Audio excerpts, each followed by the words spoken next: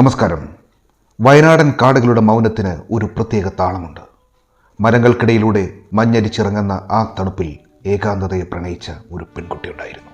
അവൾക്കു ചുറ്റും വിപ്ലവത്തിൻ്റെ കനലുകളും തറവാടിൻ്റെ പ്രതാപവും പ്രണയത്തിൻ്റെ നൊമ്പരങ്ങളും ഉണ്ടായിരുന്നു. 1988 MT വാസുദേവൻ നായരുടെ തൂലികയിൽ വിരിഞ്ഞ ഹരിഹരൻ വെള്ളിത്തിരയിൽ പകർത്തിയ ഒരു മനോഹര ദൃശ്യകാവ്യം ആരണ്യകം.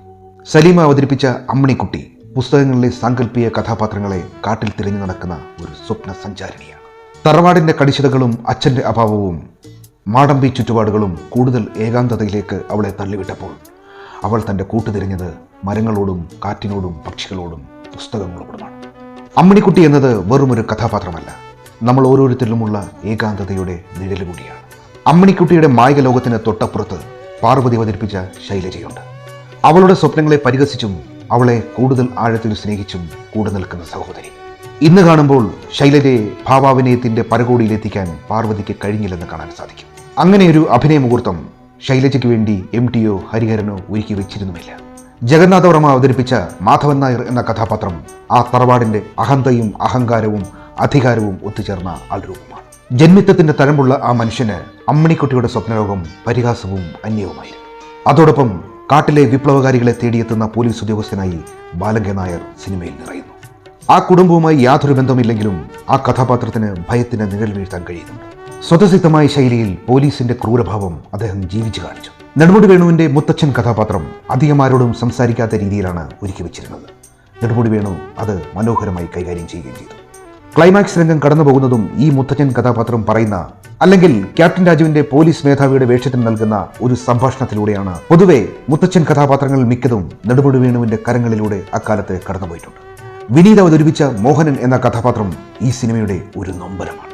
അമ്മിണിക്കുട്ടിയെ ആത്മാവ് കൊണ്ട് സ്നേഹിക്കുന്ന നിഷ്കളങ്കനായ യുവാവ്.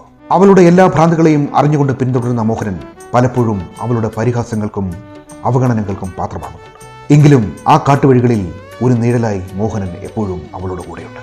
തൻ്റെ പുസ്തകങ്ങളിലെ നായകന്മാരിൽ ഒരാളായി മോഹനനെ അവൾക്ക് കാണാൻ സാധിക്കുന്നില്ലെങ്കിലും എപ്പോഴൊക്കെയോ അവൾ പ്രണയിച്ചു പോകുന്നുണ്ട്. ആ പ്രണയം ഒരു ചെറുപുഞ്ചിരിയിൽ ഒതുക്കാൻ MT കാണിച്ച വൈഭവം ചെറുതല്ല.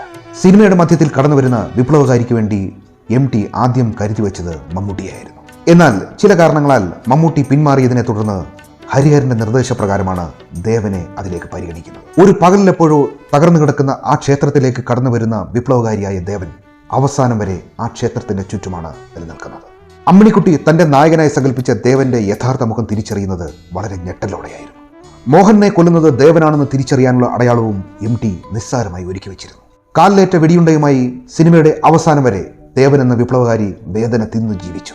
ഷൂട്ടിങ്ങിന് ശേഷം MT പറഞ്ഞത്, മമ്മൂട്ടി അഭിനയിച്ചിരുന്നുവെങ്കിൽ എനിക്കിതിൽ മമ്മൂട്ടിയെ കാണാൻ സാധിക്കുമായിരുന്നു. എന്നാൽ ദേവനിലൂടെ ഞാൻ എൻ്റെ വിപ്ലവകാരിയെ കാണുകയായിരുന്നു അവസാനം വരെ. MTയുടെ ആ വാക്കുകൾ ദേവന് കിട്ടിയ ഏറ്റവും വലിയ അംഗീകാരമായിരുന്നു. ഓരോ കഥാപാത്രങ്ങളും അക്ഷരാർത്ഥത്തിൽ മത്സരിച്ച് അഭിനയിച്ചു. ജന്മിത്വത്തിനെതിരെ വിപ്ലവം തീർക്കുന്ന ഒരു മനോഹര ചിത്രം. അതിഗംഭീരമായ കാതുകൾക്ക് ശീതളിമ നൽകുന്ന സുന്ദര ഗാനങ്ങൾ. ONVയുടെ വരികൾക്ക് രഘുനാഥ് സെറ്റിന്റെ സംഗീത വിസ്മയം. MT വാസുദേവൻ നായർ രചിച്ച് ഹരിഹരൻ സംവിധാനം ചെയ്ത് 1988 ഫെബ്രുവരി 5 വെള്ളിയാഴ്ച റിലീസ് ചെയ്ത 132 മിനിറ്റുകളുള്ള ഈ ചിത്രം കണ്ടവരുടെ മനസ്സിൽ നിന്നും മായാതെ കിടക്കുന്ന ഒരു മുഖമുണ്ട്. സലീമയുടെ അമ്മിണിക്കുട്ടി. ഇന്നും ആത്മാവിൽ മുട്ടി വിളിക്കുന്ന ഒരു മനോഹര ചിത്രം ആരണ്യകം.